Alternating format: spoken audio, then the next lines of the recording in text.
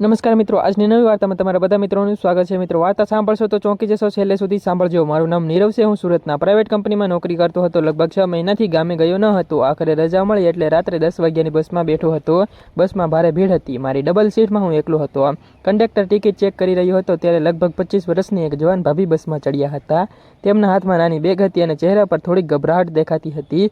તેમણે કંડક્ટરને પૂછ્યું, ભાઈ કોઈ સીટ ખાલી છે? કંડક્ટરે આખી બસ જોઈ અને મારી બાજુની ખાલી સીટ તરફ ઇશારો કરીને કહ્યું, બેન અહીં બેસી જાઓ। ભાભી મારી બાજુમાં આવીને બેઠા। તેમણે હળવેથી કહ્યું, આભાર। મેં પણ સ્મિત સાથે જવાબ આપ્યો, કોઈ વાત નહીં। થોડા સમય પછી બસ શહેરની બહાર નીકળી ગઈ। લાઇટ બંધ થઈ ગઈ અને મોટાભાગના મુસાફરો ઊંઘી ગયા હતા। રસ્તામાં મોટા ખાડા આવતા બસને વારંવાર ઝટકા લાગતા હતા। એક જોરદાર ઝટકો લાગતા ભાભી સંતુલન ગુમાવીને મારી તરફ ઢળી પડ્યા। તેઓ તરત જ સીધા થઈને હસતા બોલ્યા, માફ કરજો, આ રસ્તો પણ ને? મેં પણ હસીને કહ્યું, રસ્તાની ભૂલ છે, તમારી નહીં। અમારી વચ્ચેની સામાન્ય વાતચીત શરૂ થઈ। ખબર પડી કે તેમનું નામ રાધિકા હતું। તેઓ પોતાના સાસરે જઈ રહ્યા હતા। વાતચીતમાં તેઓ ખૂબ જ સમજદાર અને સંસ્કારી લાગતા હતા। રાત્રે લગભગ 12 વાગ્યે બસ એક ઢાબા પર ઊભી રહી હતી। ભાભીએ કહ્યું, મારી બેગનું થોડુંક ધ્યાન રાખજો, હું 5 મિનિટમાં આવું। મેં કહ્યું, ચિંતા ન કરો। તેઓ નીચે ઉતર્યા। એ દરમિયાન કાળા કપડાં પહેરેલો એક અજાણ્યો માણસ બસમાં ચડ્યો હતો અને સીધો અમારી સીટ પાસે આવ્યો। તેણે મારી સામે જોઈને કહ્યું, આ બેગ મારી પત્નીની છે। મને તરત જ શંકા ગઈ। મેં પૂછ્યું, તમારી પત્ની ક્યાં છે? એ માણસ ગભરાઈ ગયો, બોલ્યો, બહાર છે। મને બેગ આપી દો। મેં સ્પષ્ટ કહ્યું, ના, તેઓ આવે પછી જ આપીશ। માણસ ગુસ્સાથી મારી સામે જોવા લાગ્યો। એટલામાં રાધિકા ભાભી પાસે આવી ગયા। તેમણે એ માણસને જોયા અને અચાનક તેમના ચહેરાનો રંગ ઉડી ગયો હતો। તમે અહીં? તેમણે ધીમેથી કહ્યું। એ માણસ કંઈ બોલ્યા વગર તરત જ બસમાંથી નીચે ઉતરી ગયો હતો। હું આશ્ચર્યમાં પડી ગયો। મેં પૂછ્યું, ભાભી એ કોણ હતો?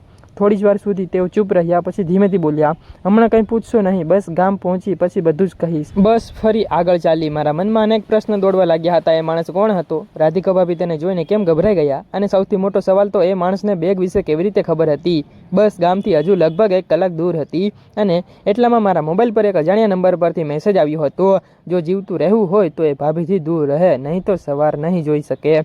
મારા હાથમાંથી ફોન લગભગ પડી જ ગયો હતો। મારા કપાળ પર પરસેવો આવી ગયો હતો। હું આસપાસ જોવા લાગ્યો। બસમાં બધા જ મુસાફરો શાંતિથી બેઠા હતા। કોઈના ચહેરા પરથી અંદાજ આવતો ન હતો કે આ મેસેજ કોણે મોકલ્યો હશે। રાધિકા ભાભીએ મારી તરફ જોયું। શું થયું? તમારો ચહેરાનો એકદમ રંગ કેમ ફીકો પડી ગયો? મેં ફોન બતાવ્યો। મેસેજ વાંચીને તેઓ પણ થોડાક ગભરાઈ ગયા। ધીમા અવાજે બોલ્યા, આ જ કારણ છે કે હું તમને કંઈ કહી શકતી ન હતી। એ માણસ કોણ હતો? મેં ફરી પૂછ્યું। થોડીક ક્ષણ મૌન રહ્યા પછી તેમણે 2 વર્ષ પહેલાં મારા પતિનો એક મિત્ર હતો।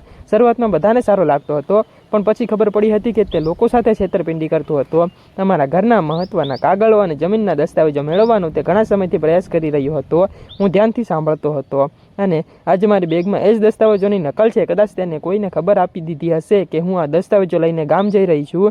મને હવે આખી વાત સમજવા લાગી હતી। એટલામાં જ બસ ફરી એક ઢાબા પાસે ધીમે ધીમે થઈ ગઈ હતી। બહારથી 2 અજાણ્યા લોકો બસમાં ચડ્યા હતા। તેઓ સીધા પાછળની સીટ પર જઈને બેઠા, પણ વારંવાર અમારી તરફ જોઈ રહ્યા હતા। મારું મન કહી રહ્યું હતું કે કંઈક મોટું થવાનું છે અને મેં કંડક્ટરને ધીમેથી આખી વાત કહી। કંડક્ટરે પણ ગંભીરતા સાથે સમજી અને બસના ડ્રાઈવરને સૂચના આપી, આગળ પોલીસ ચેકપોસ્ટ બસ પર રોકવી જરૂરી છે। 15 મિનિટ પછી બસ ચેકપોસ્ટ પર પહોંચી।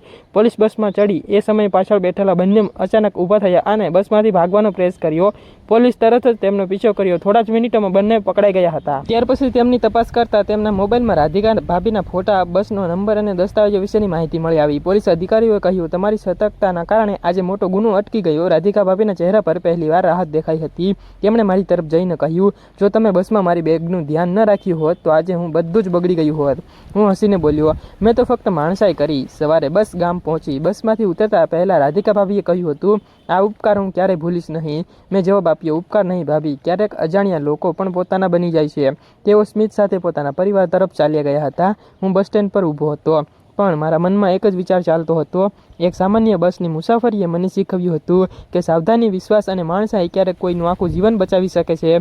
ગામ પહોંચ્યા પછી મને લાગ્યું હતું હવે બધું પૂરું થઈ ગયું છે, પરંતુ સાચી વાર્તા તો હવે શરૂ થવાની હતી। 3 દિવસ પછી મારા ફોન પર રાધિકા ભાભીનો કોલ આવ્યો। તેમનો અવાજ ગભરાયેલો લાગતો હતો અને નીરવભાઈ એક મોટી મુશ્કેલીમાં આવી ગઈ છે। મેં પૂછ્યું, હવે શું થયું? તેમણે કહ્યું, જે લોકો પોલીસે પકડ્યા હતા એ લોકો તો માત્ર કામ કરતા હતા અને જે આ બધું ચલાવશે એ હજુ બહાર છે। આ સાંભળીને હું ચોંકી ગયો અને તેમને કેવી રીતે ખબર પડી? ભાભી ધીમેથી બોલ્યા, આજે સવારે મારા ઘરની બહાર એક કવર મળ્યું છે। કવરમાં માત્ર એક ફોટો હતો। ફોટોમાં રાધિકા ભાભીના સસરા એક અજાણ્યા માણસ સાથે ઊભા હતા અને એ ફોટાની પાછળ લખેલું હતું, 5 વર્ષ જૂનું સત્ય બહાર આવશે। મને કંઈ સમજાયું નહીં। બીજા દિવસે હું ગામ ગયો અને ત્યાર પછી ત્યાં રાધિકા ભાભીએ મને ફોટો બતાવ્યો અને ફોટો ખૂબ જ જૂનો હતો। અચાનક મારી નજર ફોટાના ખૂણે પડી હતી। ત્યાં એક તારીખ લખેલી હતી। એ તારીખ એ જ દિવસની હતી જ્યારે ગામના સૌથી ધનિક વેપારી રમેશભાઈ અચાનક ગુમ થયા હતા અને આ ઘટના આખા જિલ્લામાં ચર્ચાનો વિષય બની ગઈ હતી। આજ સુધી કોઈને ખબર ન હતી કે રમેશભાઈ ક્યાં ગયા।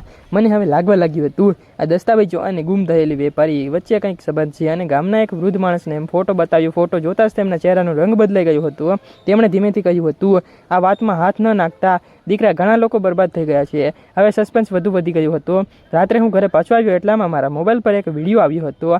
વિડીયોમાં માત્ર 10 સેકન્ડનું દ્રશ્ય હતું। જૂનું ગોડાઉન, બંધ દરવાજો અને દિવાલ પર લાલ રંગથી લખેલું એક વાક્ય, સત્ય શોધવા આવશો તો પાછા નહીં ફરો। વિડીયો પૂરો થઈ ગયો। મારા શરીરમાં કંપારી ગઈ હતી। એ સમયે બીજા નંબર પરથી મેસેજ આવ્યો, કાલે રાત્રે 11 વાગ્યે જૂના ગોડાઉન પર આવજો, જો હિંમત હોય તો। હું અને રાધિકા ભાભી એકબીજાને ફોન પર વધુ જણાવતા ગયા અને અમને સમજાઈ ગયું હતું કોઈ વ્યક્તિ ઈચ્છે છે કે એ રહસ્ય અમે સુધી પહોંચીએ, પણ શા માટે? અને સૌથી મોટો સવાલ, ગુમ થયેલા રમેશભાઈનું રહસ્ય શું હતું અને રાત્રે 11 વાગ્યે ગોડાઉન પર શું મળશે? બરાબર 11 વાગ્યે હું અને રાધિકા ભાભી ગામની બહાર આવેલા જૂના ગોડાઉન પાસે પહોંચ્યા હતા। આખું વાતાવરણ એકદમ શાંત હતું। પવનના અવાજ સિવાય બીજું કંઈ પણ સંભળાતું ન હતું। ગોડાઉનનો મોટો લોખંડનો દરવાજો અડધો ખુલ્લો હતો।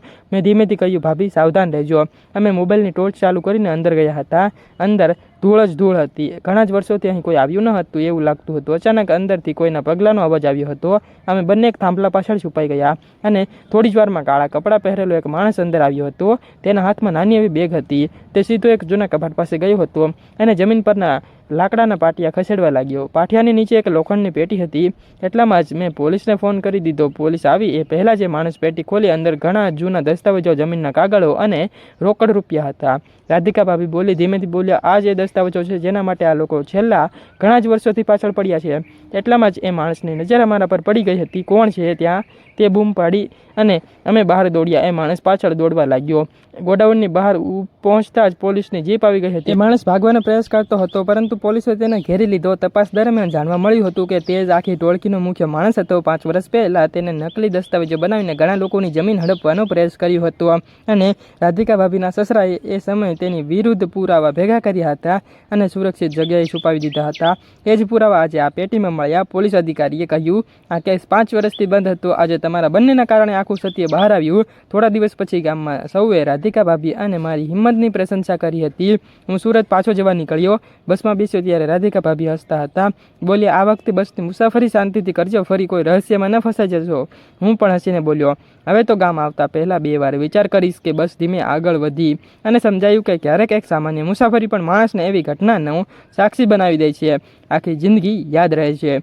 આ વાર્તા ફક્ત ને ફક્ત કાલ્પનિક છે, ફક્ત મનોરંજન માટે બનાવવામાં આવે છે। કોઈ પણ ધર્મ કે વ્યક્તિ સાથે સંબંધ હોતા નથી, તો કાલ્પનિક રીતે જ વિડીયો જોજો। કોઈ પણ લોકો દિલ ઉપર ના લેવા। આવતીકાલે ફરી મળીશું એક નવી અને ખાસ વાર્તા સાથે। ત્યાં સુધી આવજો મિત્રો, ધન્યવાદ, આભાર। કાલે ફરી મળીશું મિત્રો।